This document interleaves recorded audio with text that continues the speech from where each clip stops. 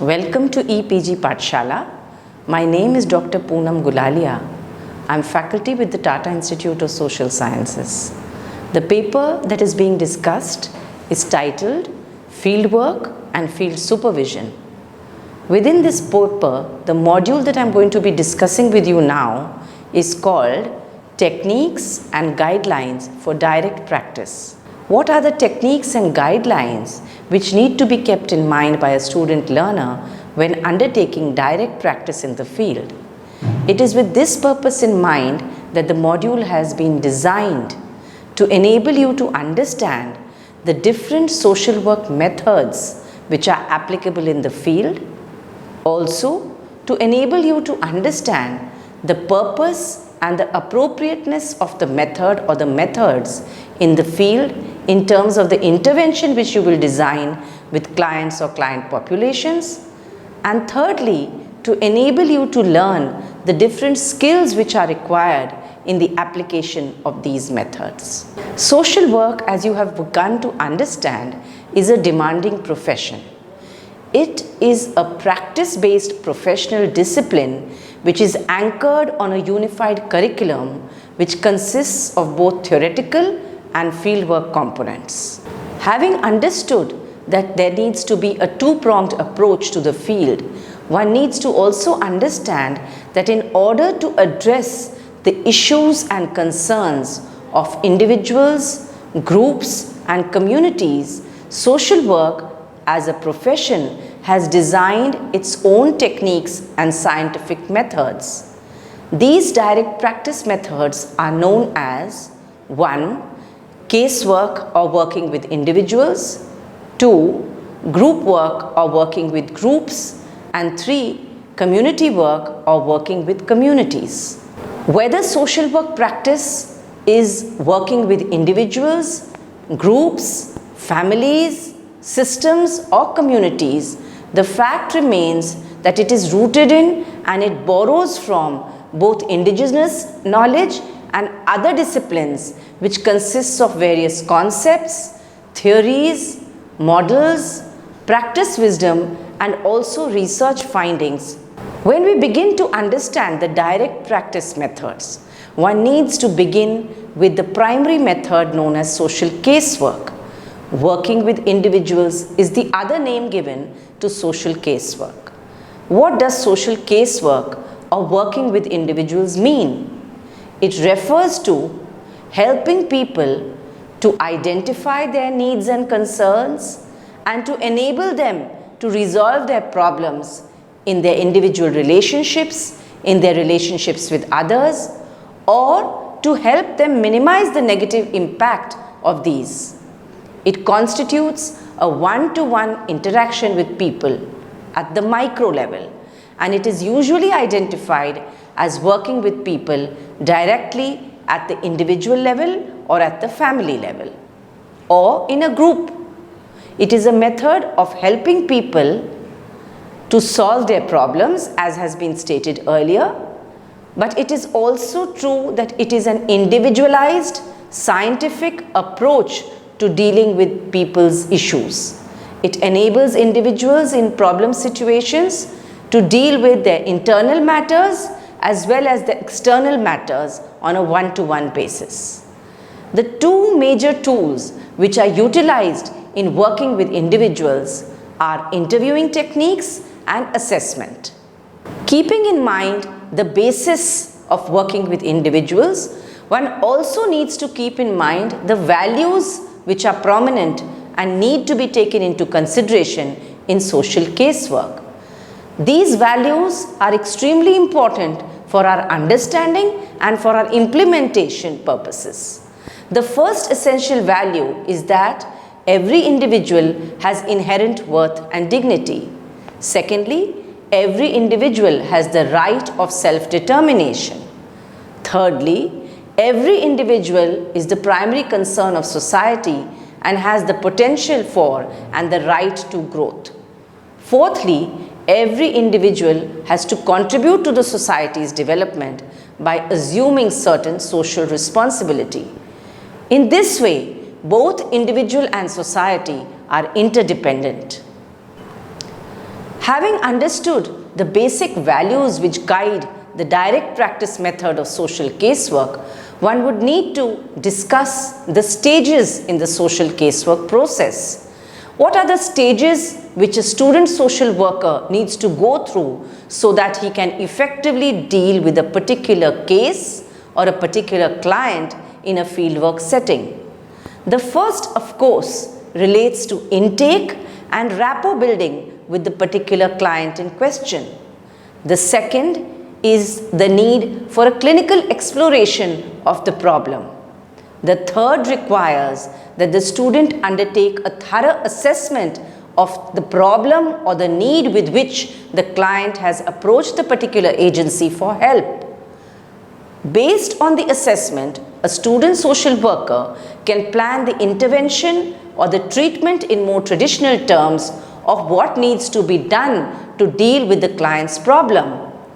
Fourthly, what is the process of monitoring that the student social worker is going to undertake to see that the assessment that he or she has undertaken and the intervention that has been planned is successfully implemented.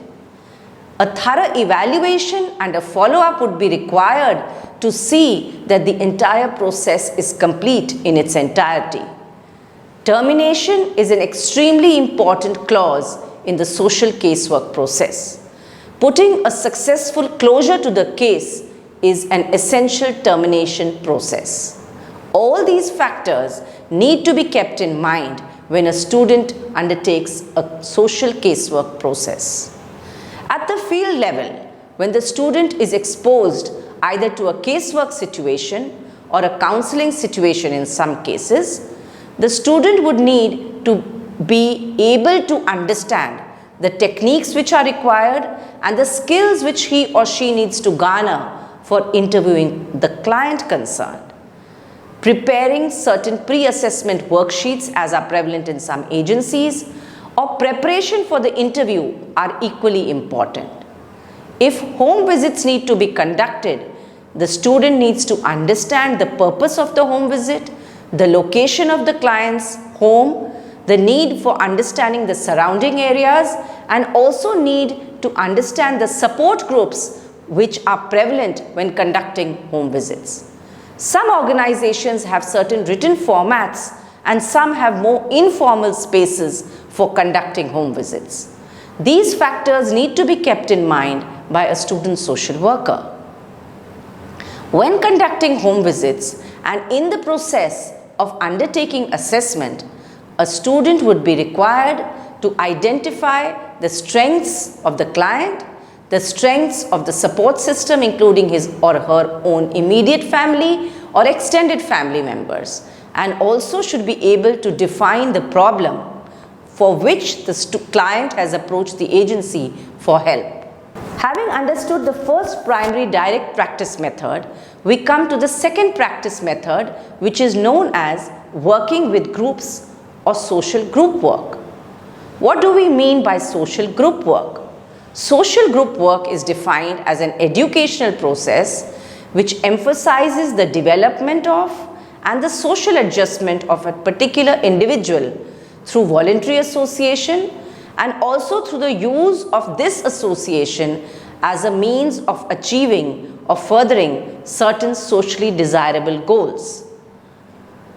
It is a method through which individuals in a group setting or in a social agency setting are helped by a student social worker or by a professional who guides their interaction through group activities so that they may relate to others in the group. Also, it enables them to experience growth opportunities in accordance with their own needs and capacities in relation to other members in the group. This could be relevant in social group work settings, in social agency settings, or also in community settings where smaller groups are devised and designed by student social workers to achieve this purpose. With reference to the social group work exercise wherein students are engaged, it is essential to be able to be proficient in certain techniques and competencies, as has been mentioned earlier. But with reference to social group work, what are the specific techniques and skills which are required? The first, of course, is a preliminary diagnosis of the group situation, which implies that you need to understand each individual in the group. Secondly, what is the formation of the group? Thirdly, what is the relationship among the group members? Can you identify the group leaders in this exercise? Moreover, when you plan programs with the group, they need to be in accordance with the needs of the members, with the age group of the members, with the sexuality and orientation of the members, and with the resources which are available in the agency. Social group work requires that you as a student social worker are able to communicate with the group members and you are able to perceive their communication with each other.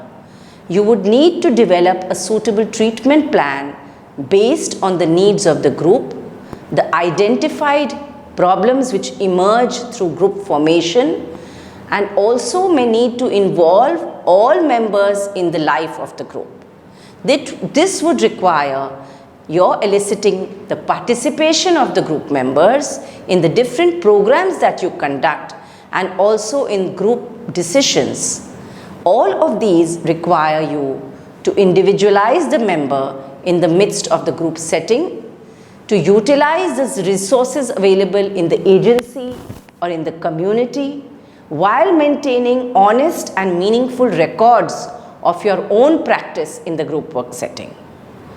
Evaluating the movement of the group through its individual members and through a collective members is an extremely essential task to be undertaken by you for your own learning. We come to the third essential direct practice method known as community work or working with communities.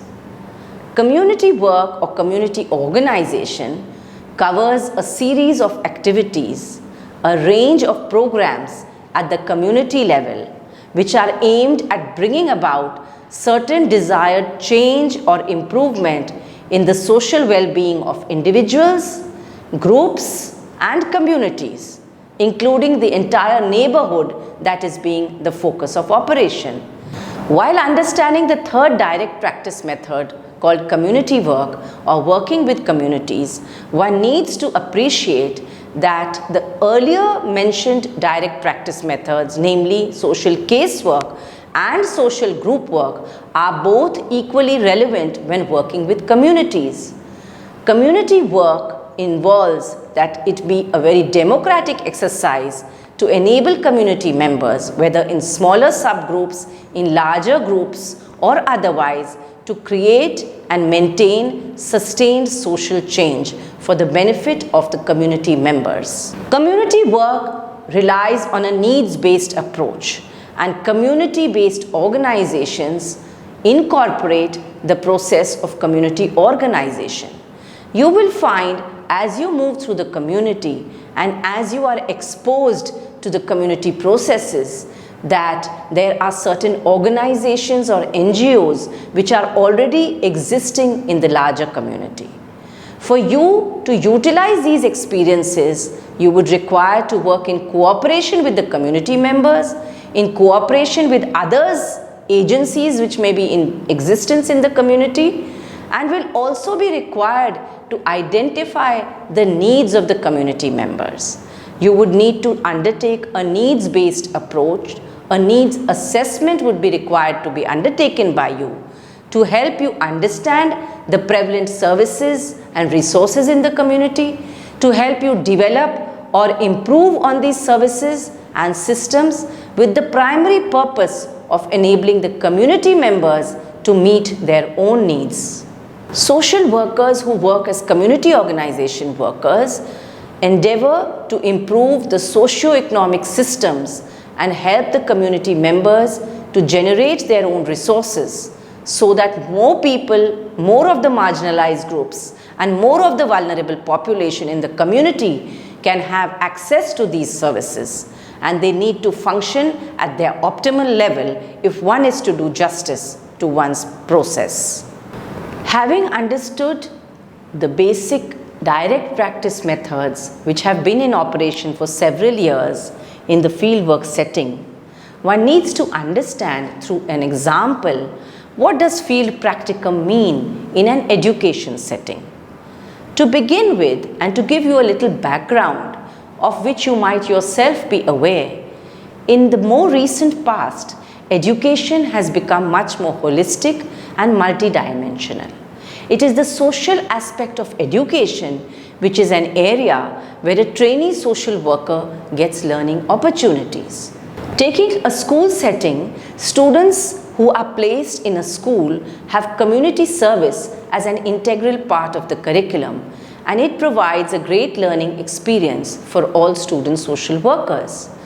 What is made possible in such a setting is that students get an opportunity to develop empathy with the deprived and the marginalized sections of the student population and learn to understand their problems. A professional social worker is based in a school setting where social work trainees are provided opportunities to enable them to interact with other students of the school who may be facing either emotional problems, psychological problems, social problems, or a combination of these.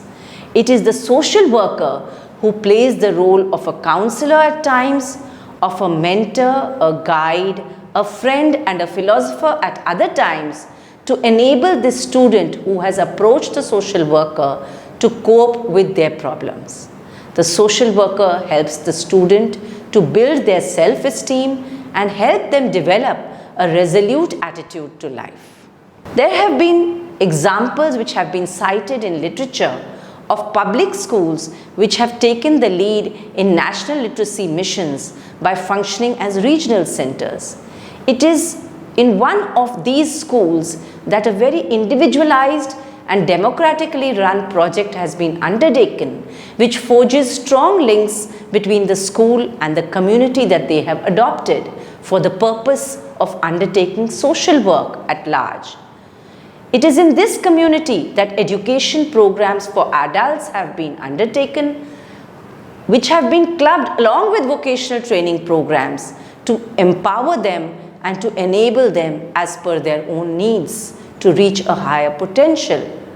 These adult education programs have enabled the creation of responsible local leadership, which performs the function of educating the members of the community about the policies and programs of the government, about the policies and programs which are prevalent, which community members can utilize and by keeping into mind their own rights and obligations.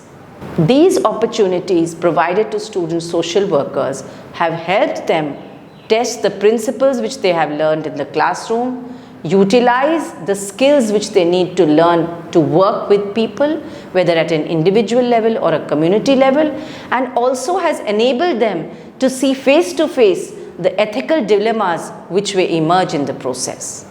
It is the social dimension of education in this particular case that has enabled a student to be part of one's own socialization by involving themselves as members of the society, which gives purpose to the entire educational process.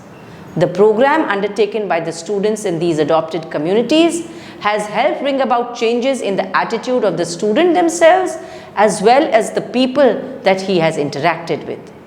The fact remains that it is a partnership which has helped the given school to identify the needs and problems of the population they work with and work towards their welfare. Besides undertaking adult literacy activities, as just mentioned, vocational training centers are also being initiated in collaboration with an organization called Jan Shiksha Sansthan. In one of the oldest adopted communities, this public school has collaborated with Helpage India to run and adopt a grand project to help bridge the gap between the educationally advantaged youngsters and the illiterate marginalized aging population. This again has been a great learning experience for the student social worker who are regularly placed in these agencies as part of their concurrent fieldwork program. It is in this novel project which has been undertaken that intergenerational ties have been bridged through this ongoing attempt. This has enabled the student social worker to learn from and to contribute to the task of working with individuals and communities. Taking further this example which is being discussed with you, one would need to reiterate that in this school there is also a scholarship program which is being run for weaker sections. The purpose of running this scholarship program as a need for entailing the weaker sections to be part of the mainstream population has been a great learning experience both for the professional social worker and for the student social worker. How has this been made possible? It has been made possible by the vision of the authorities and the mentors who have realized the need to provide learning spaces even for the weaker section students who hail from those adjoining adopted communities. Over the years, it has helped them integrate these students from the weaker sections and not so well off sections into the mainstream by providing them opportunities for education and extracurricular activities. It is here that the role of the student social worker becomes extremely important. Since social work is a profession called the helping profession, it is concerned with helping individuals. The student gets an opportunity to interact with the students of the scholarship scheme and contribute to their welfare, either by providing remedial teaching, by playing a supportive role, by playing a facilitative role, by engaging them with other students who might think and feel that they continue to be marginalized. While gaining hands-on experience, the trainee social worker is able to imbibe the values and also display the values of acceptance, self-determination, respect for individuals, respect for other school students and other stakeholders, including teachers and the parent community.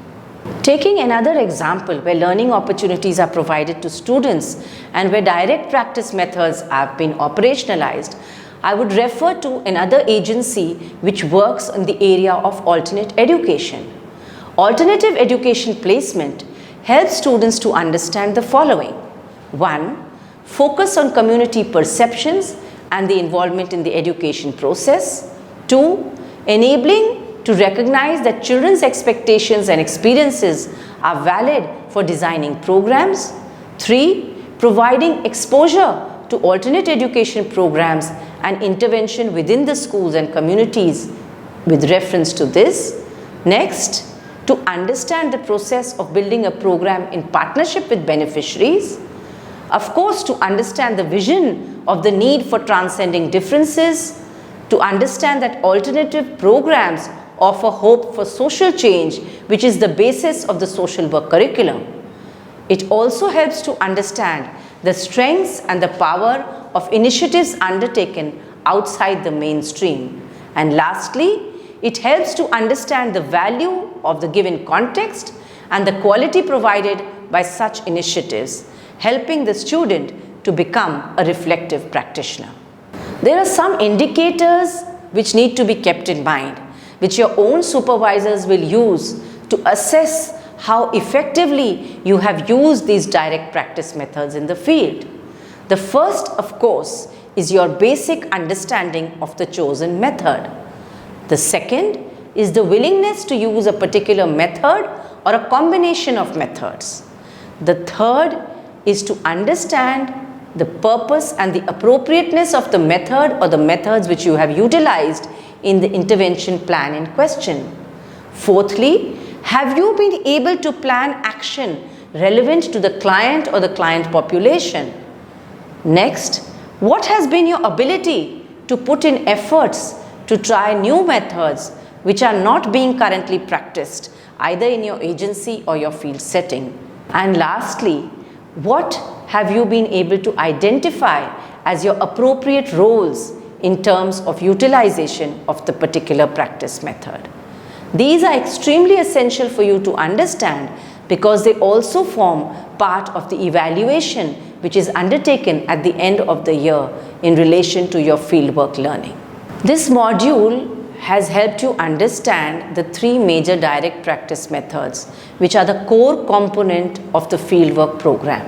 and which will be relevant to you, whether you are undertaking concurrent fieldwork, whether you are undertaking block fieldwork, whether you are undertaking a combination of these. These direct practice methods will also come in handy during your rural practicum or your study tours or your exposure visits. The fact remains that since they form the basis of the social work practice profession, you will require to be thorough with these, because it is in your entire professional life that you will be able to and you will need to use these direct practice methods. Reiterating the major components, these are working with individuals, working with groups, and working with communities. Each of these is not entirely sacrosanct. You will need to use a combination of these depending on your particular fieldwork settings.